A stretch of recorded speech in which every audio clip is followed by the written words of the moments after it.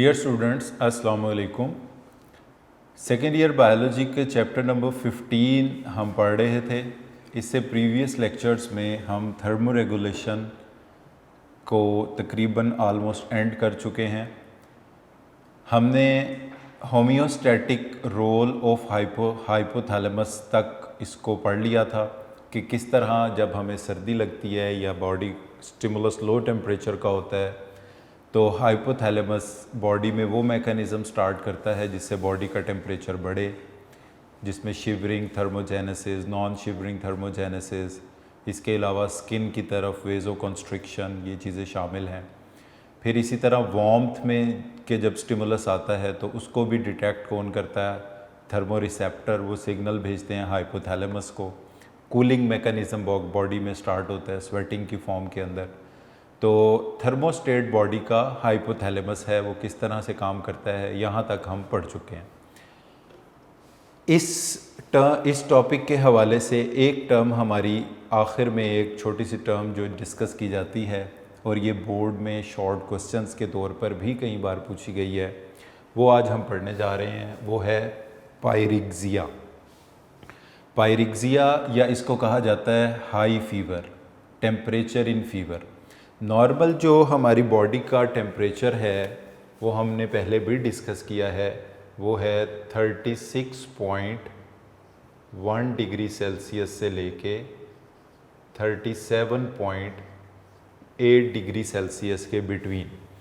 Normally average हम बोल देते हैं कि ये 36 से 38 के बिटवीन है।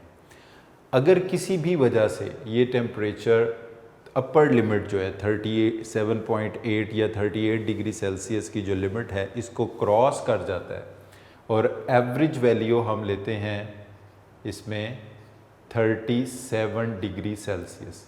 अगर बॉडी टेम्परेचर इससे ऊपर चला जाता है तो इस कंडीशन को कहा जाएगा हाई फीवर या इसको कहा जाएगा पायरिग्जिया।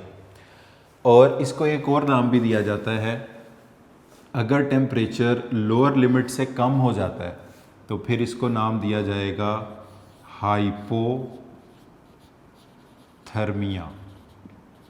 ऐसा भी होता है मगर हम ये यहाँ पर नहीं पढ़ रहे। हाइपो का मीनिंग होता है कम, थर्मिया मीन टेम्परेचर के बॉडी टेम्परेचर कम हो रहा है। मगर अगर टेम्परेचर अपर लिमिट से इंक्रीज़ हो जाता है तो इसको कहा जाएगा हाइपरथर्मिया। हाइपर का मीनिंग होता है ज़्यादा और हाइपो का मीनिंग होता है लेस। तो अगर बॉडी टेम्परेचर कम हो रहा है तो हाइपोथर्मिया, बॉडी टेम्परेचर बढ़ रहा है तो हाइपरथर्मिया। तो यहाँ पर जो हम डिस्कस करने जा रहे हैं वो है hyperthermia. Pyrexia, high fever, temperature in fever भी कह सकते हैं, या हाइपरथर्मिया। अब ये किस वजह से होता है? This is due to bacterial infection in the body में कोई बैक्टीरियल इन्फेक्शन हो जाए, and this is also due to the viral infection. Bacterial infection और वायरल इन्फेक्शन दोनों में ये बुखार हो सकता है, फीवर हो सकता है। और इन डिजीज़ कॉजिंग एजेंट्स को कहा जाता है पैथोजेंस। तो डियर स्टूडेंट्स, एक बात याद रख लें कि जब भी कोई फॉरेन एजेंट जो बॉडी का अपना पार्ट ना हो, जैसे ये बैक्टीरिया बॉडी के बाहर से बॉडी के अंदर दाखिल हो, वायरस बॉडी के बाहर से बॉडी के अंदर दाखिल हो और बॉडी में कोई डिजीज़ कॉज करें, तो ऐसे एजेंट्स को कहा जाता है पैथोजेंस। जब भी कोई वायरस या बैक्टीरिया की शक्ल में पैथोजन बॉडी के अंदर दाखिल होता है तो बॉडी के अंदर ल्यूकोसाइट्स, वाइट ब्लड सेल्स को कहा जाता है ल्यूकोसाइट्स, ये इंक्रीज़ हो जाते हैं। और वाइट ब्लड सेल के बढ़ने से वाइट ब्लड सेल खुद या बैक्टीरिया या वायरस जो कि पैथोजन है वो सर्टन केमिकल सब्सटेंसेस सीक्रीट करते हैं जिन्हें हम कहते हैं पायरोजेंस। पायरोजेंस का मतलब होता है पायरिग्जिया यानी कि फीवर कॉजिंग सब्सटेंसेस। ये पायरोजिन हाइपोथैलेमस जो कि थर्मोस्टेट है, हाइपोथैलेमस, ये इस थर्मोस्टेट के सेट पॉइंट को इंक्रीज़ कर देता है 37 डिग्री सेल्सियस से, जिसकी वजह से बुखार, फीवर जिसको हम बोलते हैं, या हाइपरथर्मिया के सिम्टम्स अपीयर होना शुरू हो जाते हैं। तो डियर स्टूडेंट्स, यहाँ एक बात बड़ी अच्छी तरह और क्लियरली याद रख लें कि पायरोजिन्स क्या होते हैं। पायरोजिन्स वो सब्सटेंसेस हैं जो फीवर कॉज करते हैं, जो पायरिक्सिया कॉज करते हैं। फीवर कॉज करने वाले सब्सटेंसेस को कहा जाता है पायरोजिन्स, या इनको कहा जाता है पायरिक्सिया, और इनको हाई फीवर या हाइपरथर्मिया भी आप इसको कह सकते हैं। तो ये 4 मेन पॉइंट्स हैं जो इस टॉपिक के हवाले से आपने याद रखने हैं। नंबर 1, पायरिक्सिया या हाई फीवर किन की वजह से होता है? पैथोजेंस की वजह से होता है। पैथोजेंस क्या होते हैं? बैक्टीरिया, वायरसेस हो सकते हैं। हर पैथोजन ऑलमोस्ट जो है वो फीवर कॉज कर सकता है। पैथोजेंस या वायरल या बैक्टीरियल इन्फेक्शन के नतीजे में बॉडी में वाइट ब्लड सेल्स की तादाद बढ़ जाती है, और वाइट ब्लड सेल्स का अदर नेम क्या है इसमें? ल्यूकोसाइट्स इनको कहते हैं। फिर तीसरा पॉइंट इसमें यह है कि वायरस या बैक्टीरिया यानी कि पैथोजेंस या ल्यूकोसाइट्स ये कुछ केमिकल सब्सटेंसेस सिक्रीट करते हैं जिन्हें कहा जाता है पायरोजेंस, इन्हें बोला जाता है। तो पायरिक्सिया कॉजिंग सब्सटेंसेस को क्या कहा जाएगा? पायरोजेंस। ये ना बिल्कुल इसी तरह है जैसे हम कहते हैं म्यूटेशन कॉज करने वालों को म्यूटाजेंस कहते हैं, कैंसर कॉज करने वालों को कार्सिनोजेंस कहते हैं, डेवलपमेंट की एबनॉर्मेलिटी कॉज करने वालों को टेराटोजेंस कहते हैं। इसी तरह पायरिक्सिया कॉज करने वालों को पायरोजेंस कहते हैं। ये पायरोजेंस जैसे जैसे बढ़ते जाएंगे, सेट पॉइंट ऑफ हाइपोथैलेमस जो होगा वो 37 से ऊपर चला जाएगा, और जिस कंडीशन को हम नाम देंगे हाई फीवर या पायरिक्सिया का। अब देखें, इसमें वो दवाइयाँ जो पायरिक्सिया के अगेंस्ट इस्तेमाल की जाएंगी इनको कहेंगे एंटी पायरेटिक। एंटीपायरेटिक नाम से पता चल रहा है विच आर अगेंस्ट पायरिक्सिया। तो ये एंटीपायरेटिक्स किन को इनएक्टिवेट करेंगी? दे विल, जो पायरिक्सिया कॉज करने वाले सब्सटेंसेस हैं, दे विल इनएक्टिवेट पायरोजेंस। जैसे कि आप इसकी एग्जांपल में ले सकते हैं पैरासीटामोल, ये एक एंटीपायरेटिक है। जब पैरासीटामोल यूज़ की जाएगी तो ये किन को इनएक्टिवेट करेगी? पायरोजेंस को इनएक्टिवेट करेगी, और फिर ये सेट पॉइंट जो अबव जा रहा था 37 डिग्री सेल्सियस से वो नॉर्मल रेंज में आना शुरू हो जाएगा। तो एक तो ये बुखार को ख़त्म करने, और अगर इसकी पायरोजेंस की कॉज कोई बैक्टीरिया या वायरस है तो ये पायरोजेंस फिर बन जाएंगे। तो इसलिए इनको एलिमिनेट करने के लिए एंटीबैक्टीरियल और एंटीवायरल ड्रग्स का इस्तेमाल करना पड़ेगा। तो डियर स्टूडेंट्स, ये एक छोटा सा आखिर का टॉपिक था हमारा चैप्टर नंबर 15 से, पायरिक्सिया जिसको आप हाई फीवर भी कह सकते हैं, हाइपरथर्मिया भी कह सकते हैं। इसमें टेम्परेचर बॉडी का जो एवरेज बॉडी का टेम्परेचर है उससे डिस्प्लेस करके अबव चला जाता है, और उसको अबव जाने की वजह होते हैं ये पायरोजेंस, जो कि ल्यूकोसाइट से भी सिक्रीट होते हैं, और बैक्टीरिया या वायरल पैथोजेंस वो भी इनको बना सकते हैं। तो यहाँ पर डियर स्टूडेंट्स, ये हमारा चैप्टर नंबर 15 के जो तमाम टॉपिक्स हैं वो कंप्लीट हो गए हैं। अब हम मूव करेंगे इसकी एक्सरसाइज की तरफ, जिसमें बहुत से ऐसे क्वेश्चंस हैं जो कि बोर्ड में पूछे जा सकते हैं, एमसीक्यूज़ के हवाले से भी, शॉर्ट क्वेश्चंस के हवाले से भी। डियर स्टूडेंट्स, चैप्टर नंबर 15 की एक्सरसाइज में पहला question fill in the blanks का है। इसमें एक बात आप याद रख लें कि हमारे जो बोर्ड का पैटर्न है पेपर का, उसमें एमसीक्यूज़, शॉर्ट क्वेश्चंस और लॉन्ग क्वेश्चंस आते हैं, मगर हमारी एक्सरसाइज में कुछ फिल इन द ब्लैंक्स के क्वेश्चन भी दिए हुए हैं, तो हम उनको कर लेंगे, क्योंकि sometime fill in the blank को ही ट्रांसफॉर्म कर लिया जाता है किसी एमसीक्यू के सवाल में। तो डियर स्टूडेंट्स, इसके लिए आप लोगों को अपनी टेक्स्ट बुक सामने रखनी है ताकि उसमें हम एक एक करके एक्सरसाइज के क्वेश्चंस को सॉल्व करते चले जाएं। फिल इन द ब्लैंक्स में नंबर 1 क्वेश्चन है, dash is the ability of an organism to regulate its fluid contents. Fluid contents को रेगुलेट करने की एबिलिटी को क्या कहते हैं? तो डियर स्टूडेंट्स, हम पढ़ चुके हैं बॉडी के अंदर पानी, फ्लूइड, सॉल्ट्स, इनको रेगुलेट करने की एबिलिटी को कहा जाता है ऑस्मो रेगुलेशन। तो फर्स्ट ब्लैंक में क्या आएगा? Osmo regulation. होमियोस्टेसिस के 3 पैरामीटर्स थर्मोरेगुलेशन, ऑस्मोरेगुलेशन और एक्सक्रीशन में से फ्लूइड कंटेंट्स को रेगुलेट करने की एबिलिटी को ऑस्मोरेगुलेशन कहते हैं। नंबर 2 क्वेश्चन पर आते हैं। The detoxification of ammonia to dash require the precursor of ornithine. तो डियर स्टूडेंट्स, सेकेंड ब्लैंक में the detoxification of ammonia to urea, क्योंकि हम पढ़ चुके हैं यूरिया साइकिल में अमोनिया ज़्यादा टॉक्सिक है, यूरिया लेस टॉक्सिक है। अमोनिया के यूरिया में कन्वर्ट होने के लिए जो प्रिकर्सर मॉलिक्यूल चाहिए उसे ऑर्निथिन कहते हैं। तो डियर स्टूडेंट्स, सेकंड ब्लैंक में आएगा urea. Number 3, fill in the blank number 3। In kidney nephron is closely associated with network of capillaries. Nephrons are very closely associated with the network of capillaries. तो nephron के गिर्द बहुत सारी capillaries होती हैं जिसमें हमने पढ़ी हुई हैं peritubular capillaries, vasa recta, glomerulus, afferent efferent arterioles, ये सारी। तो यहाँ पर आएगा capillaries. Dear students, fill in the blank number 4 है। In insects salt and water reabsorption takes place in. तो इंसेक्ट्स से मुराद यहाँ पर कॉकरोच की जो हमने एक्सक्रीशन पढ़ी वहाँ से ये क्वेश्चन लिया गया है। तो इसमें हमने देखा था कि मालपीजियन टिब्यूल्स फ्लूइड को कलेक्ट कर लेती हैं, उसके बाद वो आ जाता है हाइंड गट में, और हाइंड गट से जो ज़रूरी वाटर और सॉल्ट्स हैं उनकी रीएब्जॉर्प्शन हो जाती है। तो डियर स्टूडेंट्स, इस ब्लैंक नंबर 4 में हम आंसर कर सकते हैं हाइंड गट, जो कि खुराक की नाली का आखिरी हिस्सा है। और ख़ुराक की नाली का आखिरी हिस्सा जहाँ से जो हाइंड गट का जो part specifically reabsorption of water and salt में इन्वॉल्व हो सकता है, इसको कहा जाता है रेक्टम। तो रेक्टम कर देंगे तो भी ठीक होगा, हाइंड गट कर देंगे तो भी ठीक होगा, बिकॉज रेक्टम जो है ये पार्ट है हाइंड गट का। इसी तरह डियर स्टूडेंट्स, नेक्स्ट हमारा क्वेश्चन नंबर है 5। The anti diuretic hormone act on dash to promote reabsorption of water in vertebrate nephron.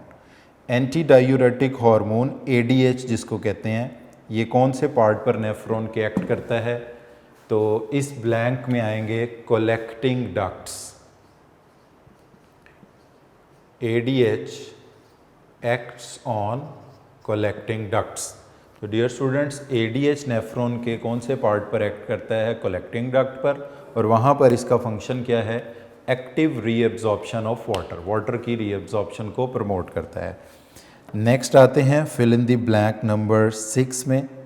The nephron arrange along the border of cortex and medulla with tubular system looping deep in the inner medulla are called dash nephron. तो इस MCQs में dear students उन nephron का जिक्र किया गया है जो कॉर्टेक्स और मेडुला के जंक्शन पर पाए जाते हैं, और जिनका जो ट्यूब्यूलर सिस्टम है वो डीप इनटू मेडुला होता है।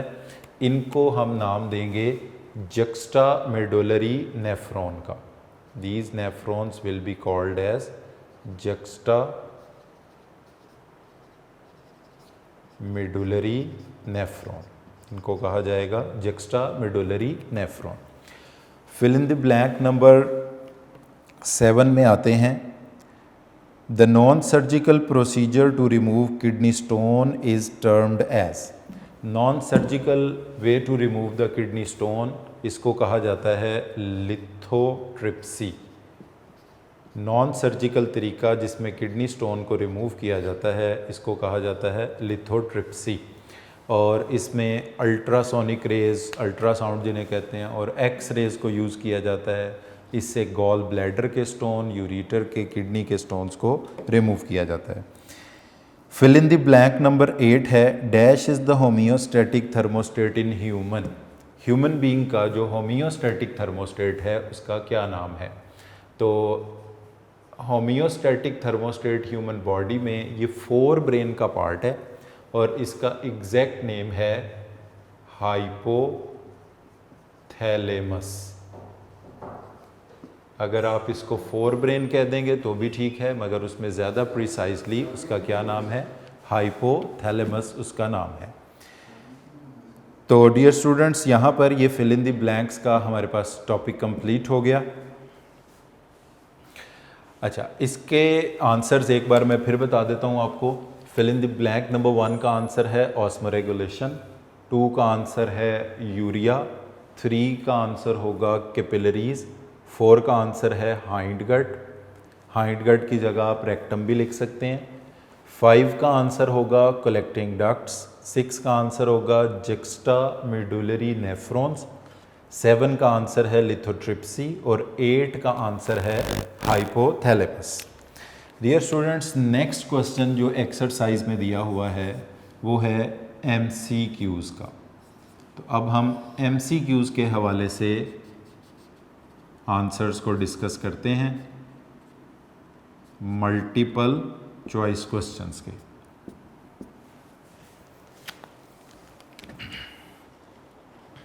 पहले MCQs का पहला क्वेश्चन है डियर स्टूडेंट्स, इसकी स्टेटमेंट पढ़ रहा हूँ। The protection of internal environment from the harms of fluctuations is definition of which of the following. Options हैं इसमें ऑस्मोरेगुलेशन, एक्सक्रीशन, थर्मोरेगुलेशन, होमियोस्टेसिस। तो डियर स्टूडेंट्स, ये डेफिनेशन बिल्कुल चैप्टर के स्टार्ट में हमने पढ़ी थी। The protection of internal environment from the harms of fluctuations is the definition of homeostasis. तो इसका आंसर होगा डी ऑप्शन, जो कि है होमियोस्टेसिस। MCQ नंबर 1 का आंसर है होमियोस्टेसिस।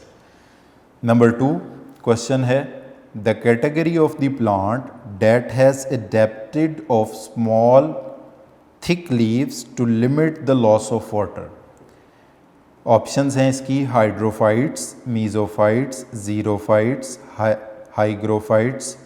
तो डियर स्टूडेंट्स, ऐसे प्लांट्स जिनके पत्ते थिक होते हैं और जिनका सरफेस एरिया कम होता है to limit the loss of water, ताकि उनसे कम वाटर लॉस हो, ये इंक्लूडेड होते हैं ज़ीरोफाइट्स में। तो फिर MCQ नंबर 2 का आंसर होगा ज़ीरोफाइट्स। MCQ नंबर 2 का आंसर होगा ज़ीरोफाइट।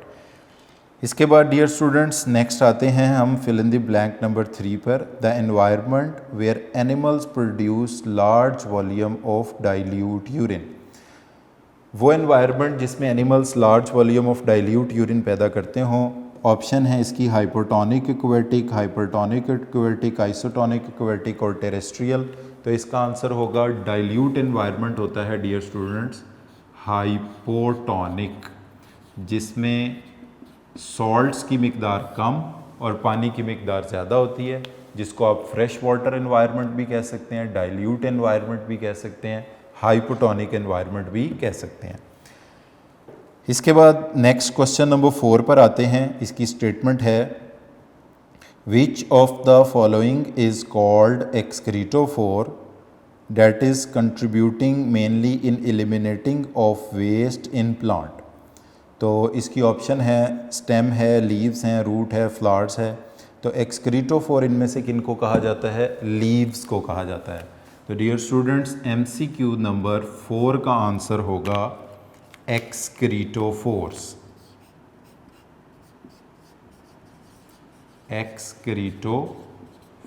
एक्सक्रीटोफोर कहेंगे लीव्स को। तो इसकी जो आंसर की ऑप्शन होगी वो होंगे लीव्स, ऑटम लीव्स या लीव्स को कहा जाता है। इसके बाद नेक्स्ट आते हैं MCQ नंबर 5 पर। The excretory product that require minimum water for its elimination as compare to others. Urea, uric acid, creatinine and ammonia. ये चारों ही डियर स्टूडेंट्स नाइट्रोजनस वेस्ट के नाम लिखे हुए हैं। इस MCQ नंबर 5 का आंसर होगा यूरिक एसिड। उसकी वजह यह है कि 1 ग्राम नाइट्रोजन अगर अमोनिया की फॉर्म में एलिमिनेट करना हो तो 500 ml पानी चाहिए होता है। यूरिया की फॉर्म में 1 ग्राम नाइट्रोजन एलिमिनेट करना हो तो 50 ml पानी चाहिए होता है। और यूरिक एसिड के 1 ग्राम नाइट्रोजन के लिए सिर्फ 1 ml पानी चाहिए होता है। तो excretory product that require minimum water, वो कौन सी होगी? Uric acid. नेक्स्ट आते हैं MCQ नंबर 6 पर। The group of animal whose excretory system is structurally associated with nutritive tract. वो एनिमल्स का कौन सा ग्रुप है जिनका एक्सक्रीटरी सिस्टम उनके न्यूट्रिटिव कहते हैं डाइजेस्टिव सिस्टम के साथ एसोसिएटेड है? तो ये एक ही ग्रुप है एनिमल्स का जो कि इंसेक्ट्स का ग्रुप है, जिसकी एग्जांपल में कॉकरोच आता है। तो इसका आंसर डियर स्टूडेंट्स क्या होगा? इंसेक्ट्स का। आर्थ्रोपोड किंगडम क्लास होगी इंसेक्ट्स की, और एग्जांपल्स में आप लिख सकते हैं कॉकरोच, ग्रासहॉपर को इसकी एग्जांपल में ले सकते हैं। नेक्स्ट आते हैं 7 नंबर क्वेश्चन पर। इसकी स्टेटमेंट कुछ इस तरह है। The excretory structure that deliver urine from kidney to urinary bladder. वो एक्सक्रीटरी स्ट्रक्चर जो किडनी से यूरिन को ब्लैडर तक पहुंचाता है, डियर स्टूडेंट्स, इसको कहा जाता है यूरीटर। MCQ नंबर 7 का आंसर होगा यूरीटर। तो और वो स्ट्रक्चर जो बॉडी से बाहर पास करता है इसको कहते हैं यूरीथ्रा। तो यहाँ पर ऑप्शन बनती है C, यूरीटर। नेक्स्ट उसके बाद MCQ नंबर 8 है। The metabolic waste that are ingested into the body and must be removed. ये मेटाबॉलिक वेस्ट जो बॉडी में इंजेस्ट होते हैं और इनको बॉडी से रिमूव होना है, पेस्टिसाइड्स हो सकते हैं, फूड एडिटिव्स हो सकते हैं, ड्रग्स हो सकते हैं। तो इसका आंसर होगा D option, all of these. Fill in the blank number 8 का आंसर होगा ऑल ऑफ दीज, क्योंकि ये तीनों कैटेगरीज जो हैं, ड्रग्स भी इंजेस्ट करते हैं but must be remove from the body, pesticide भी इंजेस्ट हो सकते हैं, must be remove from the body, और इसी तरह फूड एडिटिव जो फूड को एक स्पेसिफिक कलर प्रोवाइड करते हैं, फ्लेवर प्रोवाइड करते हैं, एरोमा खुशबू प्रोवाइड करते हैं, ये food additive they must be remove from the body. Next उसके बाद नंबर 9, MCQ नंबर 9 है। Which of the following is not endotherm. Which of the following is not endotherm. तो हमने वो बताना है जो एंडोथर्म नहीं है। तो इसका 9 क्वेश्चन का आंसर है एम्फीबियंस। बाकी ऑप्शंस को भी हम देख लेते हैं एक बार। पहले नंबर पर इसमें है बर्ड्स। बर्ड्स तो एंडोथर्म होते हैं, फ्लाइंग इंसेक्ट्स भी एंडोथर्म्स होते हैं, मैमल्स भी एंडोथर्म्स होते हैं। एंडोथर्म्स डियर स्टूडेंट्स वो एनिमल होते हैं जो अपनी बॉडी टेम्परेचर को इंटरनल मेटाबॉलिक हीट के ज़रिए एक स्पेसिफिक रेंज के दरमियान मेंटेन रखते हैं। वो आउटसाइड हीट गेन लॉस करते तो हैं मगर उससे उनके बॉडी टेम्परेचर डिपेंड नहीं करता। बॉडी टेम्परेचर डिपेंड करता है इंटरनल मेटाबॉलिक हीट प्रोडक्शन पे। तो एम्फीबियंस ये एक्टोथर्म्स में आते हैं, कोल्ड ब्लडेड एनिमल्स में आते हैं ये। तो यहाँ पर एंडोथर्म्स जो नहीं है वो एम्फीबियंस हैं। लास्ट MCQ नंबर 10 है। Name the type of adaptation from the following that is responsible for shivering thermogenesis. Structural, behavioural, physiological, none of these. तो डियर स्टूडेंट्स, शिवरिंग थर्मोजेनेसिस वो होती है जिसमें मसल्स कॉन्ट्रैक्ट करते हैं और मसल्स के कॉन्ट्रैक्ट करने से हीट एनर्जी पैदा होती है। इसको हम कहते हैं शिवरिंग थर्मोजेनेसिस। MCQ नंबर 10 का आंसर होगा फिजियोलॉजिकल, क्योंकि मसल्स का कॉन्ट्रैक्ट करना एक फिजियोलॉजी है, एक फंक्शन है बॉडी का। तो ये फिजियोलॉजिकल एडेप्टेशन कहलाएगा। तो डियर स्टूडेंट्स, MCQs के मैं एक दफ़ा फिर आंसर्स रिपीट कर देता हूँ। MCQ नंबर 1 का आंसर है होमियोस्टेसिस, 2 का आंसर है ज़ीरोफाइट्स, 3 का आंसर है हाइपोटोनिक, 4 का आंसर है लीव्स, 5 का आंसर है यूरिक एसिड, 6 का आंसर होगा इंसेक्ट्स, 7 में यूरीटर, 8 में ऑल ऑफ दीज, और 9 में एम्फीबियंस, और 10 होगा फिजियोलॉजिकल। डियर स्टूडेंट्स, एक्सरसाइज का तीसरा हिस्सा है short questions. Fill in the blanks और शॉर्ट क्वेश्चन हमारे लिए ज़्यादा इंपॉर्टेंट है, क्योंकि जैसे आपको शुरू में बताया बोर्ड में MCQs और शॉर्ट क्वेश्चन टाइप के क्वेश्चंस हमारे पेपर में पूछे जाते हैं। फिल इन द ब्लैंक्स नहीं आती, बट वो भी हमने इसलिए कर ली कि फिल इन द ब्लैंक को ही चेंज किया जा सकता है MCQ के सवाल के अंदर, उसकी जस्ट ऑप्शंस उसमें ऐड करने की ज़रूरत है। तो अब हम जा रहे हैं टूवर्ड्स द शॉर्ट आंसर्स। इसमें पहला क्वेश्चन है differentiate between osmo conformers and osmo regulators. तो डियर स्टूडेंट्स, आपको पता है कि जब भी आप कोई डिफ्रेंशिएशन का क्वेश्चन पेपर में अटैम्प्ट करते हैं तो आप उसको कॉलम्स की फॉर्म के अंदर अटैम्प्ट करते हैं। तो ये शॉर्ट क्वेश्चन नंबर 1 का answer osmo conformers, osmo regulators. बहुत इंपॉर्टेंट ये दोनों टर्म्स हैं, मैनी टाइम्स बोर्ड के क्वेश्चंस में ये पूछे गए सवालात हैं। तो ऑस्मो कन्फर्मर्स क्या होते हैं, हम एक दफ़ा इसमें आपने इनकी डेफिनेशन ही लिखनी है। तो ऐसे एनिमल्स जो अपने बॉडी फ्लूइड कंसंट्रेशन को आउटसाइड एनवायरनमेंट के साथ एडजस्ट नहीं करते, they keep their body fluids isotonic even for the marine salty water hypertonic environment, ये they do not actively adjust internal osmotic condition। osmotic condition से मुराद है कि सॉल्ट पानी को अपनी बॉडी में एडजस्ट नहीं करते, आउटसाइड एनवायरनमेंट में जितना सॉल्ट वाटर होगा उतना ही इनसाइड में होगा। इनकी एग्जांपल में आप इनवर्टिब्रेट्स लिखेंगे और वर्टिब्रेट्स में से हैग फिश की एग्जांपल लिखेंगे। दूसरी जो टर्म है ऑस्मो रेगुलेटर, वो एनिमल जो एक्टिवली अपनी internal condition of salt and water को डिफ़र करते हैं फ्रॉम द आउटसाइड एनवायरनमेंट, यानी कि अपने वाटर और सॉल्ट की कंसंट्रेशन को रेगुलेट करते हैं, मेंटेन करते हैं, इनको हम नाम देते हैं ऑस्मो रेगुलेटर्स का।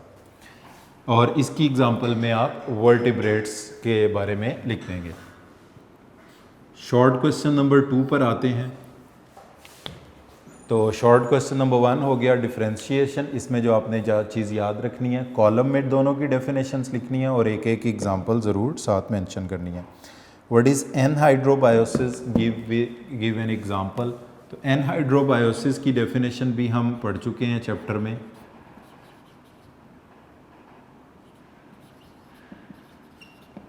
एनहाइड्रोबायोसिस का मतलब होता है ability to tolerate dehydration in terrestrial animals. Terrestrial जितने भी बड़े एनिमल्स हैं, मैमल्स हैं, इंक्लूडिंग ह्यूमंस हैं, इनमें पानी की कमी को, डिहाइड्रेशन को बियर करने की एबिलिटी को कहा जाता है एनहाइड्रोबायोसिस। हम बुक की एग्जांपल ही इसमें लिखते हैं, जो बुक में एग्जांपल दी हुई है कैंगरू रैट, आप इसकी एग्जांपल। अब इस तरह के क्वेश्चन में देखें, 1 मार्क्स आपको मिलता है डेफिनेशन का और 1 मार्क्स आपको मिलता है एग्जांपल का। तो ability to tolerate dehydration in terrestrial animals is known as anhydrobiosis, और इसकी एग्जांपल में आप कैंगरू रैट की एग्जांपल लिखेंगे। तीसरा शॉर्ट क्वेश्चन है, why does filtration take place at glomeruli. Glomeruli glomerulus का प्लूरल है। बोमेन कैप्सूल के अंदर जो कैपिलरीज का नेटवर्क पाया जाता है उसे ग्लोमेरुलस कहते हैं, एक हो तो ज़्यादा हो तो glomeruli. Part of nephron nowhere else. तो इसमें पूछा गया है कि फिल्ट्रेशन का अमल ग्लोमेरुलस पर ही क्यों होता है, बाकी जगहों पर क्यों नहीं होता। तो इसकी 2-3 रीजंस हो सकती हैं, हम सारी यहाँ पर डिस्कस कर लेते हैं। इसमें देखें, इस तरह से ये जो कप शेप पार्ट है इसको हम नाम देते हैं बोमेन्स कैप्सूल का, और इसमें ये जो सेल्स पाए जाते हैं एपिथेलियल सेल्स हैं ये, इनको हम नाम देंगे पोडोसाइट्स का, और इनके दरमियान खाली जगहें जो इंटरसेलुलर स्पेसेस हैं वो बहुत ज़्यादा वाइड हैं।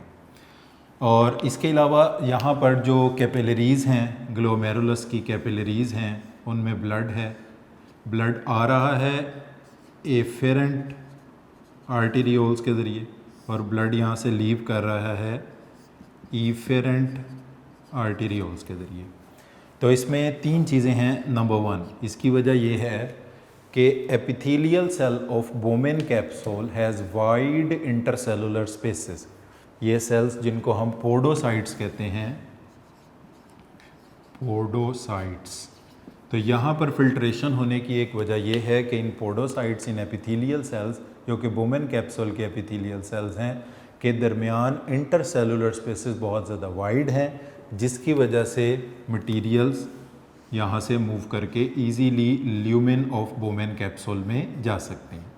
तो highly porous walls of the Bowman's capsule या wide intercellular spaces between the podocytes, ये इसकी नंबर 1 रीज़न हो सकती है। उसके बाद नंबर 2 पर इसमें हम कहेंगे there is a high blood pressure in glomerulus. Glomerulus में ब्लड प्रेशर ज़्यादा होता है। और ब्लड प्रेशर के ज़्यादा होने की वजह ये बनता है जो एफरेंट आर्टीरियोल्स हैं इनका डायामीटर ज़्यादा है और इफरेंट आर्टीरियोल्स का डायामीटर कम है। तो जब ज़्यादा ब्लड आएगा और वो ब्लड किस में इकट्ठा हो जाएगा, ग्लोमेरुलस में, और इफरेंट आर्टीरियोल से स्लो आगे जाएगा। तो ब्लड के ग्लोमेरुलस में इकट्ठे होने की वजह से ब्लड प्रेशर बढ़ेगा। तो there is high rise in blood pressure in glomerulus. और बोमेन कैप्सूल के एपिथेलियल सेल जिनको पोडोसाइट्स कहते हैं, इनमें इंटरसेलुलर स्पेसेस का वाइड होना, ये दो मेन रीज़न है जिसकी वजह से फिल्ट्रेशन का अमल यहाँ पर होता है।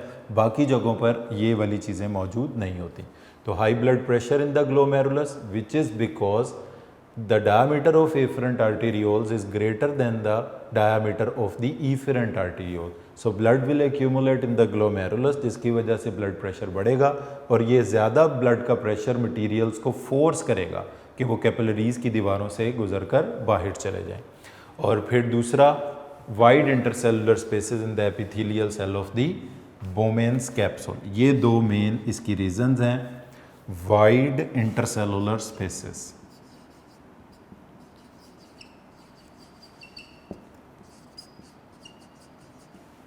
अच्छा, तीसरा क्वेश्चन हो गया। इसके बाद नेक्स्ट आते हैं क्वेश्चन नंबर 4 पर। Mention two metabolic altered states that generally 70% cause kidney stone formation. तो dear students, 70% of kidney stones जो हैं वो बने होते हैं कैल्शियम ऑक्जेलेट के। 70% इंसिडेंस किडनी स्टोन्स का है कैल्शियम ऑक्जेलेट का। अब ब्लड में कैल्शियम का लेवल बढ़ता है और ऑक्जेलेट का लेवल बढ़ता है। अब बुक के मुताबिक हम बात कर रहे हैं कि ब्लड में कैल्शियम का लेवल बढ़े तो इसको हम कहते हैं hyper calcaemia, high level of calcium in blood, और ऑक्जेलेट्स का लेवल बढ़े तो इसको हम कहते हैं hyperoxaluria. High level of calcium in blood, hypercalcaemia, जाहिर है जब ब्लड में कैल्शियम ज़्यादा होगा, ये एक ऑल्टर्ड मेटाबॉलिक कंडीशन है जो कैल्शियम ऑक्जेलेट के स्टोन बनाने का बाइस बनेगी। और आम तौर पे ये हार्मोन्स की वेरिएशन की वजह से ब्लड में कैल्शियम का लेवल ज़्यादा हो सकता है। हाइपर ऑक्जेल्यूरिया ये ग्रीन लीफी वेजिटेबल्स, टोमेटोज़ के ज़्यादा इस्तेमाल की वजह से ऑक्जेलेट ब्लड में ज़्यादा होते हैं। बट स्पेसिफिकली इस टर्म का हाइपर ऑक्जेल्यूरिया का मतलब होता है high level of oxalates in urine. But definitely पहले वो ऑक्जेलेट ब्लड में बढ़ते हैं, फिर वहाँ से फ़िल्टर होकर यूरिन में आते हैं। तो ये दो मेटाबॉलिक कंडीशंस हैं जो कि कैल्शियम ऑक्जेलेट के स्टोन्स का बाइस बनते हैं, जिनका इंसिडेंस बाकी स्टोन्स के मुकाबले में सबसे ज़्यादा है और जो कि 70% है। उसके बाद आते हैं नेक्स्ट शॉर्ट क्वेश्चन नंबर 5 पर। What is renal failure? Renal failure किसे कहते हैं? तो डियर स्टूडेंट्स, रीनल फेलियर का मतलब ये है कि जब किडनी के तमाम नेफ्रॉन्स जो हैं वो अपना काम करना छोड़ दें, तो अपना function, filtration, osmo regulation, excretion का फंक्शन परफॉर्म ना कर पाए, तो इस कंडीशन को हम कहते हैं kidney failure, renal failure. And stage of renal disease भी कहते हैं इसको, और इसको यूरीमिया भी कहते हैं। और इसमें अब जब शॉर्ट क्वेश्चन में आप आंसर देंगे तो इसमें आप दो चीज़ें इसकी रीजंस में लिखेंगे कि किडनी फेलियर की में जो नेफ्रॉन का मेनली पार्ट डैमेज होता है, एक तो वो ग्लोमेरुलर पार्ट होता है कि रीनल फेलियर में किडनी का कौन सा, नेफ्रॉन का कौन सा पार्ट डैमेज होता है, ग्लोमेरुलर पार्ट डैमेज होता है। और ग्लोमेरुलर पार्ट क्यों डैमेज होता है? Due to some pathological causes, pathology की वजह से, and due to some chemical causes. कोई ड्रग अब्यूज़, कोई केमिकल कॉज हो सकती है इसकी, या कोई पैथोलॉजिकल कॉज इसकी हो सकती है। तो रीनल फेलियर में ये पॉइंट्स आपने ज़रूर मेंशन करने हैं। और रीनल फेलियर का नतीजा क्या निकलता है कि ब्लड में यूरिया का लेवल बढ़ जाता है और एनीमिया होना शुरू हो जाता है, रेड ब्लड सेल्स जो हैं उनकी कमी होना शुरू हो जाती है। लास्ट शॉर्ट क्वेश्चन है, account 1 each main adaptation in plants to high and low temperature. Plants के लिए हाई और लो टेम्परेचर की एक एक एडेप्टेशन लिखें। तो डियर स्टूडेंट्स, हाई टेम्परेचर की एडेप्टेशंस में तो आएगा क्लोजिंग ऑफ स्टोमेटा, बहुत हाई टेम्परेचर पे प्लांट अपने स्टोमेटा को बंद कर लेते हैं ताकि इवेपोरेटिव लॉस ऑफ वाटर कम से कम हो जाए। और दूसरा making of heat shock protein, ये हीट शॉक प्रोटीन बनाते हैं ताकि एंजाइम्स को डीनेचर होने से बचाया जा सके। इसके बाद जो लो टेम्परेचर की अडेप्टेशन है, लो टेम्परेचर, इसमें ये अपनी सेल मेम्ब्रेन की फ्लूइडिटी को मेंटेन रखने के लिए अनसेचुरेटेड फैटी एसिड्स को, जो कि सॉलिडिफाई होने वाले होते हैं, जमने वाले होते हैं, ये चेंज कर लेते हैं अनसेचुरेटेड में। तो हाई टेम्परेचर की दो मेन अडेप्टेशंस क्या हैं? स्टोमेटा को क्लोज करना ताकि transpiration, evaporative loss of water कम हो और उसकी वजह से डिहाइड्रेशन, डेसिकेशन डेवलप ना हो। दूसरा, एंजाइम को डीनेचर होने से बचाने के लिए ये हीट शॉक प्रोटीन बनाते हैं जो एंजाइम को प्रोटेक्ट करते हैं फ्रॉम डीनेचरेशन। लो टेम्परेचर में ये अपने सेचुरेटेड फैटी एसिड को अनसेचुरेटेड में चेंज कर लेते हैं। और दूसरा, सुपर कूल साइटोप्लाज्म, ये अपने साइटोप्लाज्म को सुपर कूल कर लेते हैं, उसमें कुछ सर्टन सब्सटेंसेस को रिटेन करके, जिससे उनका फ्रीजिंग पॉइंट जो है वो डिप्रेस हो जाता है। इसके बाद डियर स्टूडेंट, एक्सरसाइज के लॉन्ग क्वेश्चंस बचते हैं। इस चैप्टर के मेन लॉन्ग क्वेश्चंस में एक्सक्रीशन इन प्लांट का टॉपिक शामिल है, मुख्तलिफ एनिमल्स में से प्लेनेरिया और अर्थवॉर्म, कॉकरोच तीनों इंपॉर्टेंट हैं। फंक्शंस ऑफ लिवर का टॉपिक इसमें इंपॉर्टेंट है। यूरिनरी सिस्टम का स्ट्रक्चर, किडनी का स्ट्रक्चर, नेफ्रॉन का स्ट्रक्चर, फंक्शन, किडनी के प्रॉब्लम्स में किडनी स्टोन उसका क्योर, रीनल फेलियर उसका क्योर, डायलिसिस वगैरह, ये सारे टॉपिक्स बहुत इंपॉर्टेंट हैं। प्लांट्स में लो टेम्परेचर, हाई टेम्परेचर की अडेप्टेशन स्पेसिफिकली, और बाकी जो थर्मो रेगुलेशन इन मैमल्स का लास्ट टॉपिक है वो जो चार्ट वाला, ये सारे टॉपिक ही इंपॉर्टेंट हैं। ये हम थ्योरी के हवाले से पढ़ चुके हैं। तो डियर स्टूडेंट्स, यहाँ पर हमारी ये एक्सरसाइज मुकम्मल हो गई। इसमें एक और चीज़ आपको मैं बताना चाहूँगा कि आप इनकी क्वेश्चंस की प्रैक्टिस के लिए यूनिक नोट के सारे MCQ सॉल्व करें एक एक बार। उसके बाद जो यूनिक नोट्स में शॉर्ट क्वेश्चंस दिए हुए हैं वो भी सॉल्व करें। उसमें ज़्यादातर क्वेश्चंस हम लेक्चर्स के साथ साथ डिस्कस करते रहे हैं, और उनमें जो लॉन्ग क्वेश्चन दिए हुए हैं, ख़ास तौर पर जिनको बोर्ड के क्वेश्चंस के साथ टैग किया गया है कि ये प्रीवियस ईयर्स के बोर्ड के पेपर्स में भी आ चुके हैं, वो भी आप इसमें करें। तो एक एक MCQ सॉल्व करें नोट्स का, एक एक शॉर्ट क्वेश्चन को अच्छी तरह पढ़ें, ये चैप्टर आपका प्रिपेयर हो जाएगा। Thank you very much.